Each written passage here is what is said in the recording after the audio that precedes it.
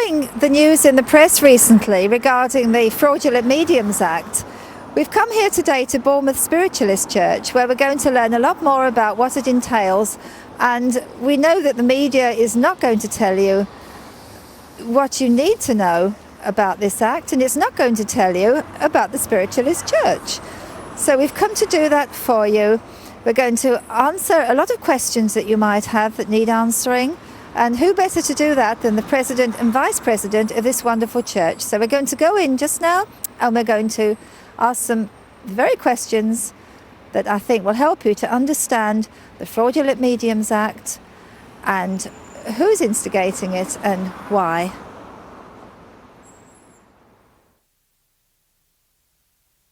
Inside this beautiful, beautiful church, and on the stage here we've got twins, so I'm going to let them introduce themselves so we all know which one is which.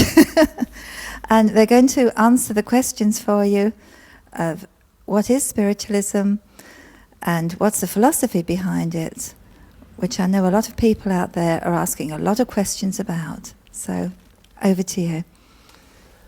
Well, hello, my name is Al Potts and I am the president of Bournemouth Spiritualist Church. And I'm Jeff Potts, and I'm the Vice President of Bournemouth Spiritualist Church.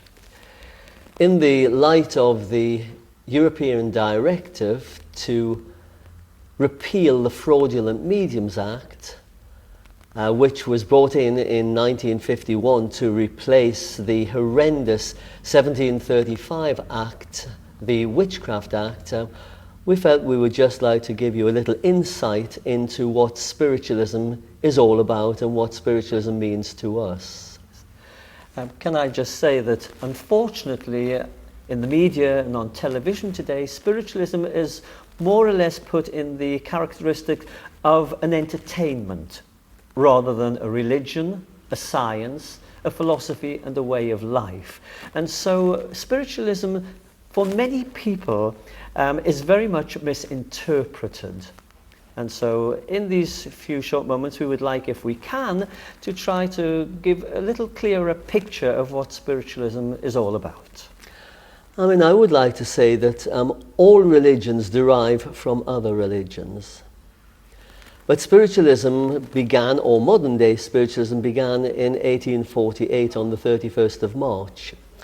And it began through the activities that happened in Hydesville, which is Wayne County, just outside of New York, when a family, the Fox family, Mr. and Mrs. Fox, and 2 of their 6 children moved into the little cottage.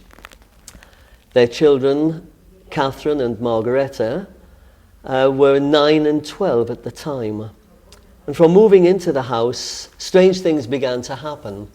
There were knockings on the walls, the doors, the floors, rappings, vibrations going on, which they put down literally to an old cottage, wooden cottage, just, age with age, making strange noises. It became a little frightening to them, so the parents decided to move the girls' beds into their bedroom, hoping that this phenomenon would stop. But it didn't. And eventually it happened so much that the girls actually became friendly with whatever it was that was making these noises. And through a series of conversations with the entity that was making the noises, they established that there was some kind of a spirit communicator trying very, very hard to communicate through the 2 girls. Through means of forming an alphabet, 1 knock for yes, 2 knocks for no, and 3 for maybe, they would pick out letters of the alphabet and they would say, is there an A in this question? 1 knock would come back, yes. Is there an S in it? 1 knock would come back, until they were able to formulate questions which they could put to this entity or whatever it was that was causing these noises. And by putting questions, they were able to ascertain that yes, it was the entity of a spirit who had moved on, who had actually been murdered in the cottage. He gave his name as Charles B. Rosner, and said that he had actually had his throat cut by a previous owner and his body was buried in the cellar. The previous owners were a Mr. John C. Bell and his wife, and a girl who stayed with them who was a friend of the family, Lucretia Pulver. A peddler came to visit them around about 1843, 1844, his name being Charles B. Rosner, and it appeared to Lucretia that the family knew the peddler, and at this time they asked her to leave the house and go home. 3 days later she was invited to come back and stay with them.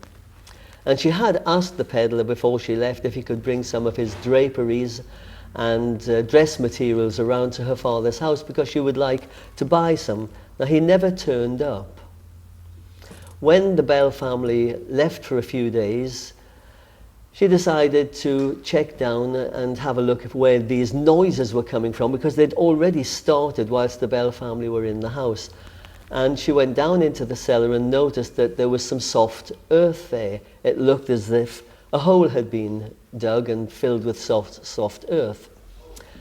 Anyway, eventually, when mentioning this to the Bell family, they really just put it down to rats in the cellar. The Bell family moved out and the Weekman family moved in. They were only there for 18 months or so, and they too were disturbed by these rappings and knockings, and often Mr. Weekman would go to answer the door and there was absolutely nothing there. When they moved out, the Fox family moved in, and of course this phenomena kept on and kept on until some contact was made with the spirit of the person, Charles B. Rosner, who was trying very, very hard to communicate.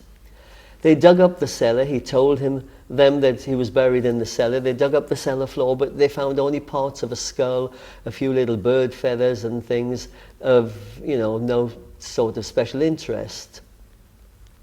And of course, many people came round. The interest was growing in the small town. And some people believed it and were fascinated by it, whilst others poo-pooed them, and they began to have people throw stones at the house that were dissatisfied with it. Those who were very, very religious were totally against this and thought that they were meddling with something that was more to do with the devil than anything of a spiritual nature.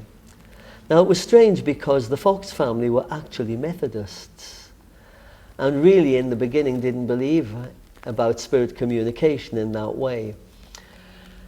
Over time, the Fox family decided to move the girls in with their brother and his family in Rochester, New York, hoping that the phenomena would go away, but it didn't.